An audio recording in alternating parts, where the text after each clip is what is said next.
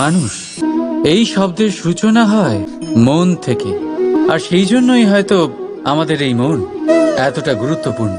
এবারে দেখুন না, আমাদের মনই সবকিছু চালনা করে। মনই সেই যে কল্পনা করে, মনই সেই যা কল্পনাকে বাস্তবে পরিণত করার জন্য পরিশ্রম করতে আমাদের প্রেরণা যোগায়।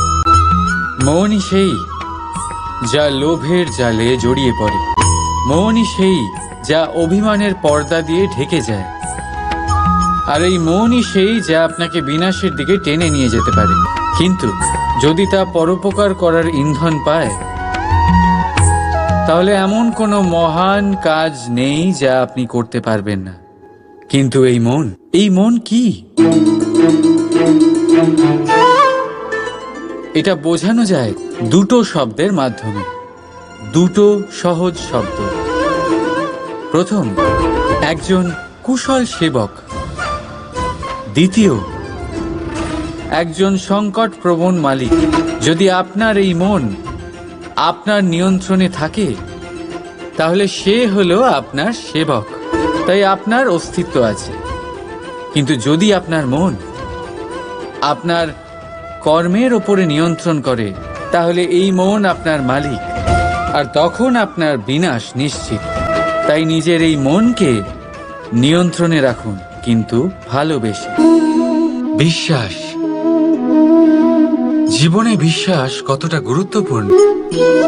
একজন স্ত্রী তার স্বামীর হাত ধরে যে কোনো জায়গায় যেতে পারেন, এর কারণ হলো বিশ্বাস। তার নিজের স্বামীর ওপরে বিশ্বাস আছে। যখন একজন মা তার ছোট বাচ্চাকে কোলে তুলে হাওয়ায় ওঠায়, তখন সেই বাচ্চা ভয়ভীত হয়ে যায় না। তার কারণ হলো বিশ্বাস। তার বিশ্বাস আছে যে তার মা তার কিচ্ছু হতে দেবে না। এক বৈদ্যের দেওয়া ঔষধ সন্তান কিছু না বুঝে শুনেই খেয়ে ফেলে। সেই বৈদ্যের জ্ঞানের বিষয়ে তার কোনো ধারণাই থাকে না। শুধু নিজের পিতার উপরে বিশ্বাস আছে যে তার পিতা তাকে খারাপ কিছুই দেবেন। যখন এই সংসারের প্রতিটা বন্ধন বিশ্বাসের উপরে দাঁড়িয়ে আছে, তাহলে কেন এই বিশ্বাসকে আমরা জীবনে আনতে পারি না? আপনি নিজেই দেখুন, এই বিশ্বাস নিজের জীবনে এনে দেখুন, সবকিছু আরো সুন্দর হয়ে যাবে। বড় বড় রাজমহলের বড় বড় ইমারতের চূড়া কত সুন্দর হয়, কিন্তু আপনি কি কখনো এই বিষয়ে ভেবেছেন যে এই সুন্দর চূড়ায় পৌঁছতে গেলে আপনাকে পৃথিবীতে পা ফেলতেই হবে? সেই সুন্দর চূড়ায় পৌঁছে দীপ্তি পাওয়ার জন্য আপনাকে একটা কঠিন পথ অবলম্বন করতেই হবে।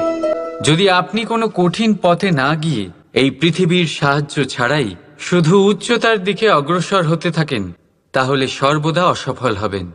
সেই জন্য নিজের স্বপ্ন পূরণের এই যাত্রাতে নিজের পথ কখনোই হারাবেন না, নিজের পথ থেকে সরবেন না।